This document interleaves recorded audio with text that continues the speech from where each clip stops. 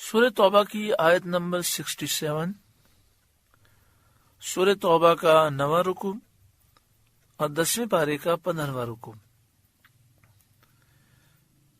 المنافقون والمنافقات بعضهم من بعض، منافق مرد اور منافق عورتیں ایک دوسرے سے ہیں، یعنی سب برے اعمال میں اور نفاق میں یکساں ہیں۔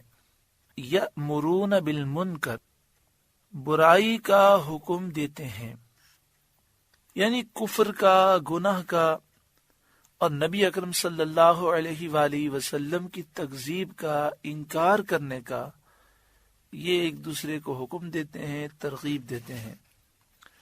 وَيَنْهَوْنَ عَنِ الْمَعْرُوفِ، اور بھلائی سے منع کرتے ہیں، یعنی ایمان لانے سے، اللہ اور اس کے رسول کی فرما برداری سے، اور رسول کریم صلی اللہ علیہ وآلہ وسلم کی تصدیق سے لوگوں کو روکتے ہیں۔ وَيَقْبِضُونَ أَيْدِيَهُمْ، اور اپنی مٹھی بند رکھتے ہیں، یعنی اللہ کی راہ میں خرچ نہیں کرتے۔ اب دیکھیں، آج اگر ہم اپنے معاشرے پر غور کریں تو آج ہمارے اندر یہ ساری برائیاں موجود ہیں۔ الحمدللہ ہم مومن ہیں، ہمارا عقیدہ درست ہے، ایمان موجود ہے، لیکن ہمارے اعمال منافقوں جیسے ہیں۔ یأمرون بالمنکر، برائی کا حکم دیتے ہیں، وَيَنْهَوْنَ عَنِ الْمَعْرُوفِ، اور نیکی سے روکتے ہیں۔ دونوں چیزیں آج مسلمانوں میں پائی جاتی ہیں۔ برائی کا حکم دیتے ہیں، برائی کی ترغیب دیتے ہیں، بے حیائی، فحاشی، عریانی، فلمیں، ڈرامے، بدنگاہی، خود بھی گناہوں کی طرف جا رہے ہیں، دوسروں کو بھی لے جا رہے ہیں، اور بھلائی سے روکتے ہیں۔ کوئی نوجوان درس قرآن سن کر داڑھی شریف کی نیت کر لے، ماں بھی مخالف، باپ بھی مخالف، بھائی بہن بھی مخالف، سارے رشتہ دار نکل آتے ہیں اور سب مل کر یہ عزم کرتے ہیں اس کو دین سے دور کرنا ہے، اس کو ملا نہیں بننے دینا۔ ارے داڑھی شریف رکھنا حضور صلی اللہ علیہ وسلم کی سنت ہے اور واجب ہے۔ صحابہ اور اولیاء جن کے مزارات پر بڑی عقیدت سے ہم لوگ جاتے ہیں، وہ تمام صحابہ، تمام اولیاء، انہوں نے داڑھی شریف رکھی، لیکن عجیب چیز ہے، امام حسین سے پیار ہے لیکن امام حسین کے حلیے سے پیار نہیں ہے، یہود و نصارہ کے طور طریقوں سے پیار ہے۔ کوئی خاتون شرعی پردہ کرے، پورا خاندان مخالف ہو جاتا ہے۔ خاتون جنت سے پیار ہے، خاتون جنت نے بھی شرعی پردہ کیا، اور کیسا پردہ کیا کہ آپ نے فرمایا عورت کی خوبی یہ ہے کہ عورت کو کوئی نامحرم مرد نہ دیکھے اور وہ کسی نامحرم مرد کو نہ دیکھے۔ ماں بھی مخالف، باپ بھی مخالف، اور وہ کوشش یہ کرتے ہیں کہ وہ شرعی پردہ چھوڑ دیں۔ یہاں تک ایسے واقعات بھی ہوئے کہ جب دیکھا کہ لڑکی یا لڑکا دین کی طرف چلے گئے، نمازی ہو گئے اور وہ گناہوں سے دور ہو گئے، تو ماں باپ نے باقاعدہ انہیں فلمیں دکھائیں تاکہ وہ دین سے دور ہو جائیں۔ ایسے ماں باپ پر کیا کیا جا سکتا ہے؟ ایسے لوگوں کی قسمت پر افسوس ہی کیا جا سکتا ہے۔ اللہ تعالی اس منافقانہ عمل سے مسلمانوں کو نجات عطا فرمائے۔ تو برائی کا حکم دینا، برائی کی ترغیب دینا اور نیکی سے روکنا، یہ مسلمانوں کا کام نہیں ہے، یہ منافقوں کا کام ہے۔ وَيَقْبِضُونَ أَيْدِيَهُمْ، اور اپنی مٹھی بند رکھتے ہیں، اللہ کی راہ میں نہیں دیتے۔ اللہ اکبر کبیرہ۔ مختلف ریسٹورنٹ میں جا کر، شادیوں میں، عیاشیوں میں لاکھوں کروڑوں روپے لوگ برباد کر رہے ہیں، ویلنٹائن ڈے پر، کرسمس پر اور بسنت پر اور دیگر خرافات میں، لیکن جب مسجد میں دینے کی بات آتی ہے، مدرسے میں دینے کی بات آتی ہے، زکوٰۃ دینے کی بات آتی ہے، تو ایک ایک پائی کا حساب ہوتا ہے۔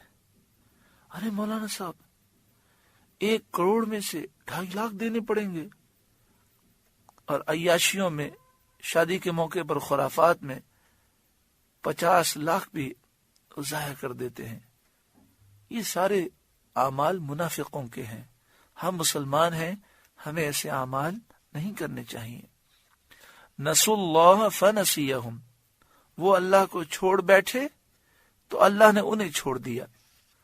انہوں نے اللہ تعالی کی اطاعت و فرما برداری نہ کی اور اس کی رضا کو تلاش نہ کیا، تو اللہ تعالیٰ نے انہیں ثواب سے، فضل سے، رحمت سے محروم کر دیا۔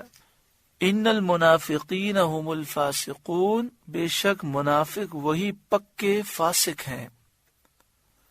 وعد اللہ المنافقین والمنافقات والکفار نار جہنم، اللہ نے منافق مردوں اور منافق عورتوں اور کافروں کو جہنم کی آگ کا وعدہ دیا ہے۔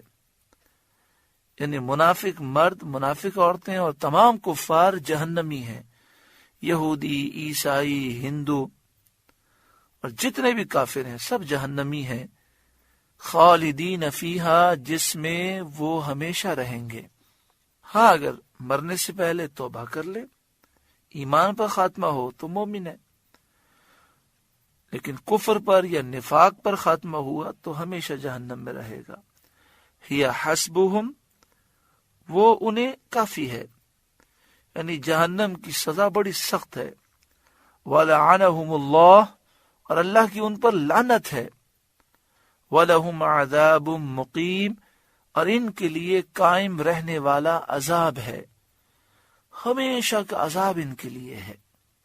كَالَّذِينَ مِن قَبْلِكُمْ كَانُوا أَشَدَّ مِنكُمْ قُوَّةً وَأَكْثَرَ أَمْوَالًا وَأَوْلَادًا، جیسے وہ لوگ جو تم سے پہلے تھے، تم سے طاقت میں، قوت میں زیادہ تھے، اور ان کے مال اور اولاد تم سے زیادہ تھے۔ یعنی بڑی بڑی قومیں جو قوت میں، مال میں، اولاد میں زیادہ تھیں، وہ برباد ہو گئے۔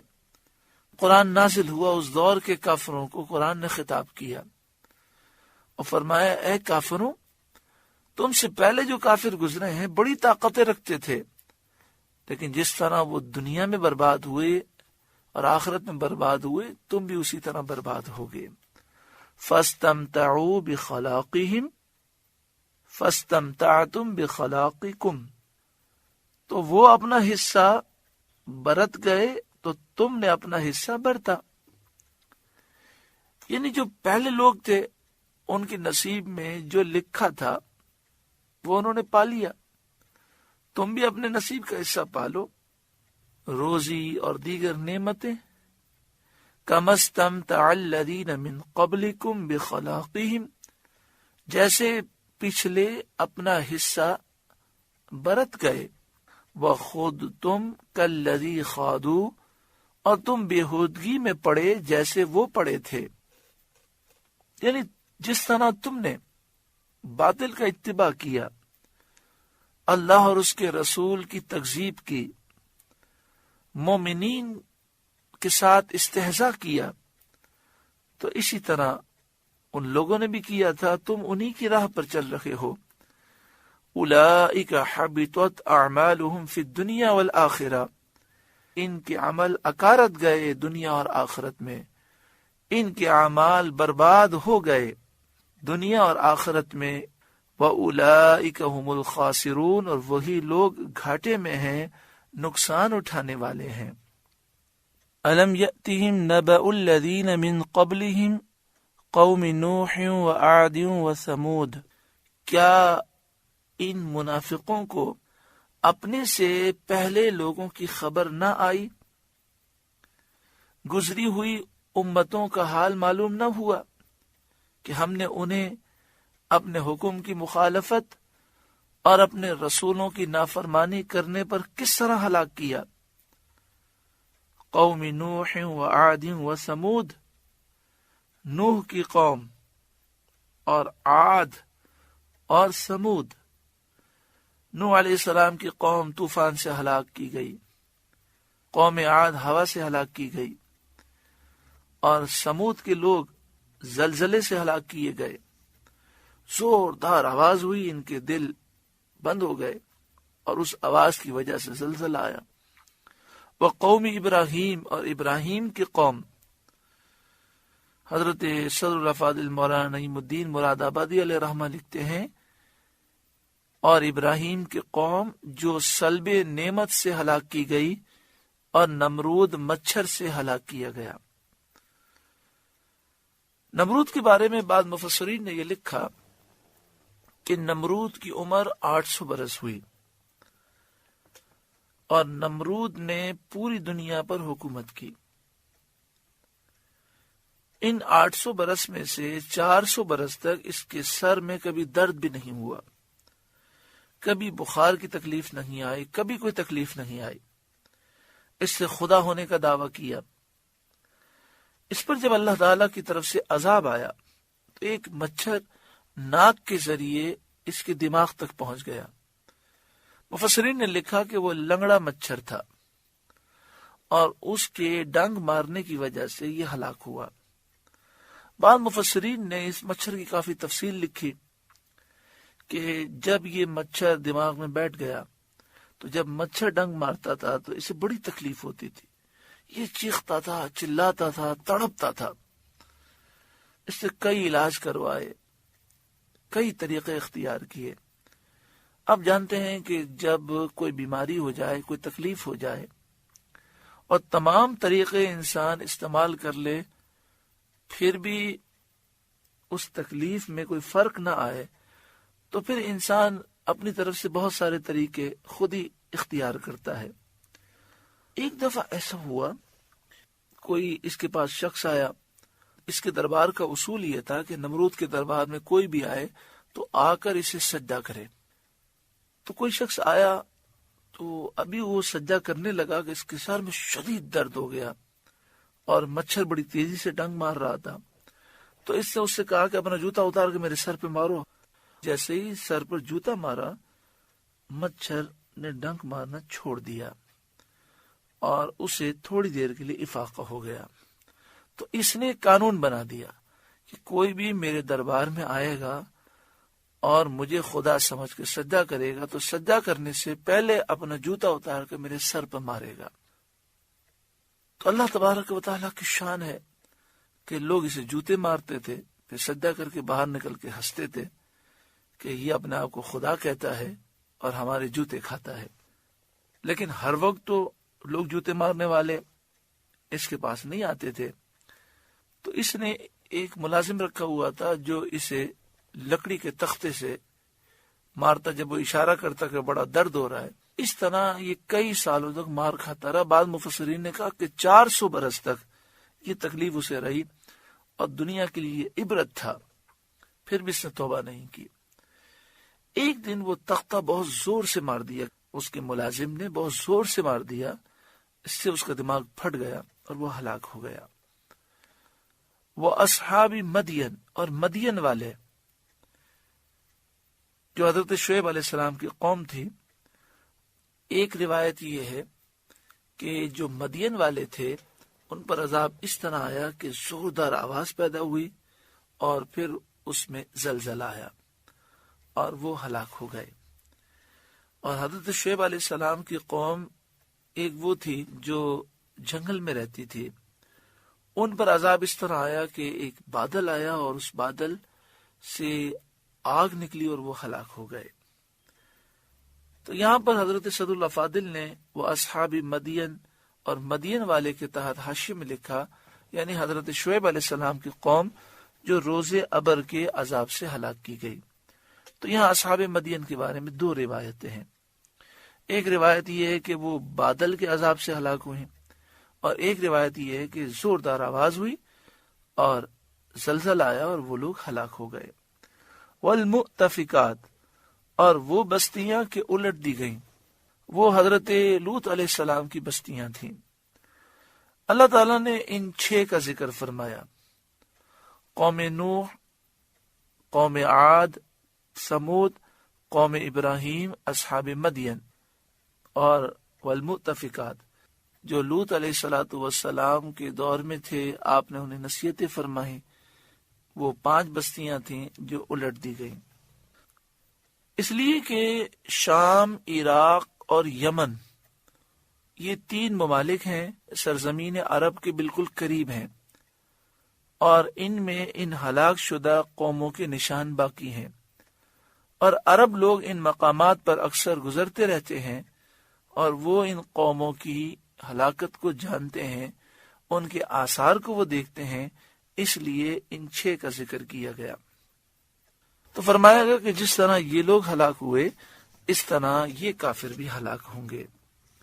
اتتہم رسولہم بالبینات، ان کے رسول روشن دلیلیں ان کے پاس لائے تھے۔ ان لوگوں نے بجائے تصدیق کرنے کے اپنے رسولوں کی تکذیب کی، ان کو جھٹلا دیا، جیسا کہ اے منافقوں، اے کافروں تم کر رہے ہو۔ ڈرو کہیں ایسا نہ ہو کہ تم پر بھی وہی عذاب آ جائے۔ فما کان اللہ لیظلمہم، تو اللہ کی شان نہ تھی کہ ان پر ظلم کرتا، ولیکن کانوا انفسہم یظلمون، بلکہ وہ خود ہی اپنی جانوں پر ظالم تھے۔ کیونکہ اللہ تعالی حکیم ہے، بغیر جرم کے سزا نہیں فرماتا، تو انہوں نے خود اپنی جانوں پہ ظلم کیا، کفر کیا، انبیاء کی تکذیب کی، انبیاء کو جھٹلا دیا، اور پھر وہ خود عذاب کے مستحق بنے۔ والمؤمنون والمؤمنات بعضهم اولیاء بعض، اور مسلمان مرد اور مسلمان عورتیں ایک دوسرے کے رفیق ہیں، ایک دوسرے کے مددگار ہیں، دینی محبت اور دینی موالات اور تعلقات رکھتے ہیں۔ مسلمان کو چاہیے کہ وہ دوسرے مسلمان سے محبت کرے اور اس کا مددگار ہو۔ ایک مسلمان دوسرے مسلمان کو نقصان پہنچاتا ہے تو اس سے در حقیقت وہ خود بھی کمزور ہوتا ہے، کیونکہ جب مسلمانوں کو انسان کمزور کرتا ہے تو پھر مسلمانوں کی جب قوت ختم ہو جائے گی تو دشمن حاوی ہو جائے گا، اور جب دشمن حاوی ہوگا تو ہمیں بھی نقصان ہوگا۔ آپ دیکھیں نا، جب ہم اپنے بچوں کو عالیشان اسکولوں میں بھیجتے ہیں، عالیشان مدرسوں میں بھیجتے ہیں، ان کی اچھی تربیت کرنے کی کوشش کرتے ہیں، لیکن غریب شخص جس کے پاس کھانے کے لیے نہیں ہے، وہ اپنے بچوں کا خیال نہیں رکھ سکتا، تو ان کے بچے پھر آوارہ گردی اگر کرتے ہیں اور وہ دہشت گرد بن جاتے ہیں تو نقصان تو ہمیں ہوتا ہے۔ اس لیے اگر ہر شخص، ہر فیملی اگر ایک بچے کی کفالت کرے اور اچھے دیندار، اچھے صحیح العقیدہ مدرسے میں داخل کرائے، صحیح العقیدہ ضروری ہے، ورنہ آج کل جو بدعقیدہ لوگوں کے مدرسے ہیں، جو یا رسول اللہ کہنے کے منکر ہیں، میلاد کے منکر ہیں، وہ تو بچوں کو دہشت گرد بنا رہے ہیں۔ تو صحیح العقیدہ مدرسہ ہے، دارالعلوم ہے، اس میں اس بچے کو داخل کرائے، اس کا خرچہ اٹھائے، تو فائدہ یہ ہوگا کہ اس خاندان میں سے ایک بچہ عالم دین بنے گا، دین اور دنیا کی تعلیم حاصل کر لے گا، تو پورا خاندان نیک و صالح ہوگا۔ اگر ہر فیملی اس طرح دیکھے اپنے گرد و پیش میں، تو انشاءاللہ تعالی ہمارے معاشرے سے برائیاں دور ہوں گی۔ لیکن یہاں تو یہ حال ہے کہ مسلمان ہی کو نقصان پہنچا رہا ہے۔ والمؤمنون والمؤمنات بعضهم اولیاء بعض، اور مسلمان مرد اور مسلمان عورتیں ایک دوسرے کے رفیق ہیں۔ یأمرون بالمعروف، بھلائی کا حکم دیتے ہیں، نیکی کا حکم دیتے ہیں، وَيَنْهَوْنَ عَنِ الْمُنْكَرِ، اور برائی سے منع کرتے ہیں، وَيُقِيمُونَ الصَّلَاةَ، اور نماز قائم رکھتے ہیں، وَيُؤْتُونَ الزَّكَاةَ، اور زکوٰۃ دیتے ہیں، وَيُطِيعُونَ اللَّهَ وَرَسُولَهُ، اور اللہ اور رسول کا حکم مانتے ہیں۔ أُولَئِكَ سَيَرْحَمُهُمُ اللَّهُ، یہ ہیں جن پر انقریب اللہ رحم کرے گا۔ ان اللہ عزیز حکیم، بے شک اللہ غالب حکمت والا ہے۔ وعد اللہ المؤمنین والمؤمنات جنات، اللہ نے مسلمان مردوں اور مسلمان عورتوں کو جنتوں کا وعدہ دیا ہے۔ تجری من تحتها الانہار، جن کے نیچے نہریں رواں دواں ہیں، خالدین فیہا، ان میں ہمیشہ رہیں گے، ومساکن طیبۃ فی جنات عدن، اور پاکیزہ مکانوں کا وعدہ دیا ہے بسنے کے باغات میں، ایسے باغات میں جس میں وہ ہمیشہ رہیں گے۔